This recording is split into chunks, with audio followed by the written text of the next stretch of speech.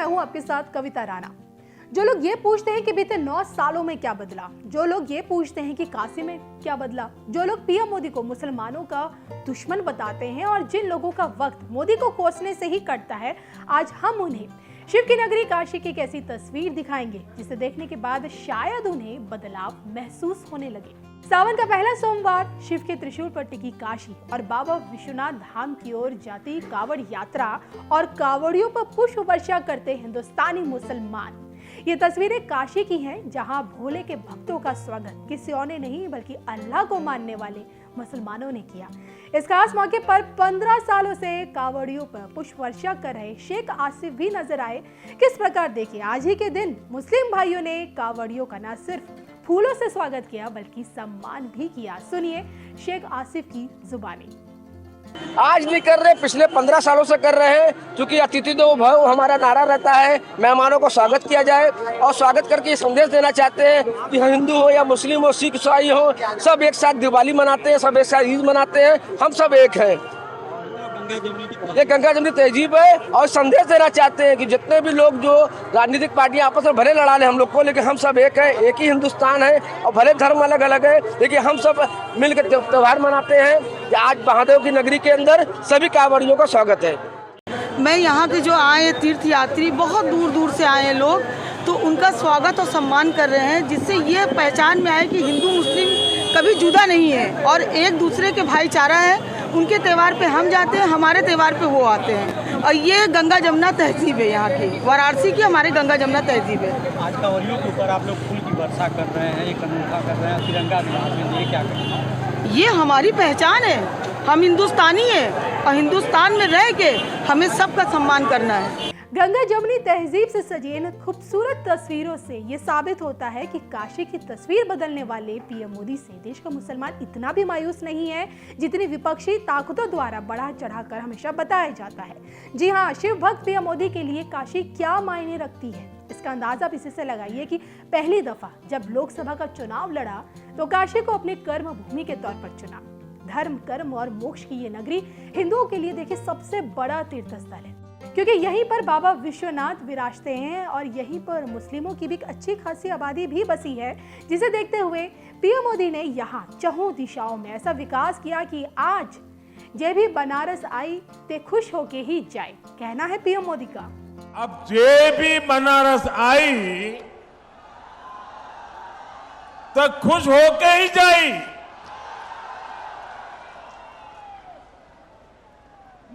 मुझे बहुत ज्यादा चिंता नहीं होती कि इतने सारे लोग आएंगे, बनारस में सब कैसे मैनेज होगा। काशी के लोग तो मुझे सिखा देते हैं, मैं उनको कोई चीज सिखा नहीं सकता हूं। अभी G20 के लिए दुनिया भर से इतने सारे लोग बनारस आए थे। काशी के लोगों ने उनका इतना भव्य स्वागत किया, इतना अच्छा प्रबंध किया कि आज पूरे दुनिया में आपकी और काशी की वाहवाही हो रही है। और इसलिए मुझे पता है काशी के लोग सब संभाल लेंगे। आप लोगों ने काशी विश्वनाथ धाम और पूरे परिसर को भी इतना भव्य बना दिया है कि जो यहां आ रहा है गदगद होकर जा रहा है। ये बाबा की इच्छा ही थी कि हम उसे पूरा करने का निमित्त बन पाए। ये हम सभी का सौभाग्य है। अब देखिए, चुनावी मौसम आने में ज्यादा समय बिल्कुल नहीं है और ऐसे में विपक्षी एकता से लेकर तथा कथित बुद्धिजीवियों ने दुनिया के सामने पीएम मोदी को मुस्लिम विरोधी के तौर पर पोर्ट्रेट हमेशा किया है। लेकिन सावन के सोमवार के मौके पर कावड़ियों पर मुसलमानों का पुष्प वर्षा करना, पीएम मोदी के दौरे पर काशीवासियों की उमड़ती भीड़ और मुस्लिमों का मोदी मोदी करना, यही बदलाव बीते 9 सालों में आया है। आलम यह है कि पीएम मोदी खुद 9 सालों में 41 बार काशी आए हैं और जब भी काशी आए हैं करोड़ों की सौगात देकर गए हैं। तरक्की की इन्हीं सौगातों ने विश्व पटल पर काशी को चमका दिया है। पीएम मोदी की मंदिर नीति ने ही विश्व पटल पर भारत की सनातन संस्कृति, भारत की सनातन सभ्यता और विरासत को पुनः स्थापित कर दिया है। पीएम मोदी खुद ये मानते हैं कि भारत विकास और विरासत दोनों को साथ लेकर चल रहा है, जो हिंदुस्तानियों की सबसे बड़ी उपलब्धि है। की तपस्या कभी निष्फल नहीं होती, उनके संकल्प कभी शून्य नहीं होते। इन्हीं संकल्पों का परिणाम है कि आज हमारा भारत सफलता के नित्य नए आयाम स्थापित कर रहा है। मैंने लाल किले से कहा था, और आपको याद होगा, मैंने लाल किले से कहा था कि ये समय गुलामी की मानसिकता से मुक्त होकर अपनी विरासत पर गर्व करने का समय है। और इसलिए शुरुआत में भी मैंने कहा, आज देश विकास और विरासत दोनों को साथ लेकर चल रहा है।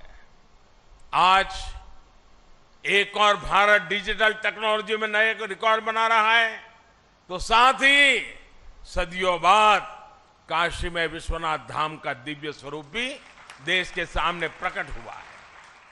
आज हम वर्ल्ड क्लास इंफ्रास्ट्रक्चर बना रहे हैं, तो साथ ही केदारनाथ और महाकाल महालोक जैसे तीर्थों की भव्यता के साक्षी भी बन रहे हैं। सदियों बाद अयोध्या में भव्य राम मंदिर का सपना, हमारा सपना पूरा होने जा रहा है।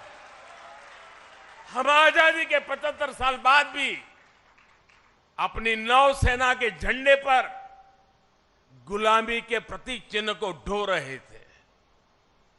हम राजधानी दिल्ली में भारतीय संसद के बगल में अंग्रेजी परंपराओं पर चल रहे थे। हमने पूरे आत्मविश्वास के साथ इन्हें बदलने का काम किया है। हमने अपनी धरोहरों को, भारतीय विचारों को वो स्थान दिया है जो उन्हें मिलना चाहिए था। इसलिए अब भारत की नौसेना के झंडे पर छत्रपति शिवाजी महाराज के समय का निशान दिखाई दे रहा है।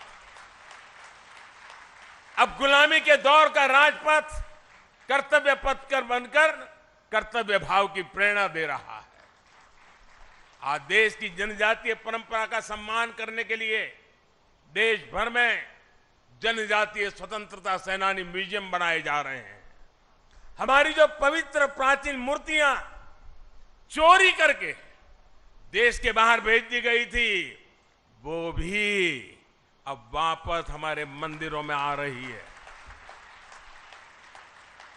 जिस विकसित और आध्यात्मिक भारत का विचार हमारे मनीषियों ने हमें दिया है, आज हम उसे सार्थक होता हुआ देख रहे हैं। मुझे विश्वास है हमारे संतों, ऋषियों, मुनियों, उनकी आध्यात्मिक साधना भारत के सर्वांगीण विकास को ऐसे ही ऊर्जा देती रहेगी। हम एक नए भारत का निर्माण करेंगे और विश्व कल्याण की अपनी भावना को